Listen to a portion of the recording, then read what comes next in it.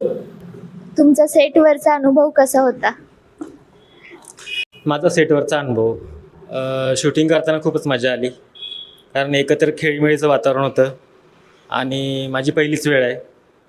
पण असं वाटलं नाही की पहिलीच वेळ आहे, कारण सरांनी भरपूर काम चांगलं करून घेतलं आमच्याकडून. त्यामुळे असं वाटलं की खूप मस्त एन्जॉय केलं आहे टोटली. तुम्ही शूटिंगच्या वेळेला तर होता, पण पोस्ट प्रोडक्शनमध्ये पण होता, तर त्याचा काही फायदा होता? हां, पोस्टमध्ये शूटिंगच्या वेळी तर फायदा झालाच, पण डबिंगचा अनुभव खूप चांगला होता. सगळ्यात जास्त मजा कुठं आली मला तर ती डबिंगमध्ये आली. म्हणजे आणि त्यातनं बऱ्याचशा गोष्टी शिकायला मिळाल्या सरांच्याकडून.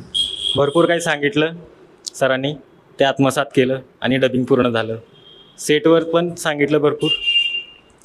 असं असं एकंदरीत संमिश्र म्हणजे खेळीमेळीचा वातावरणातला चांगला अनुभव आहे.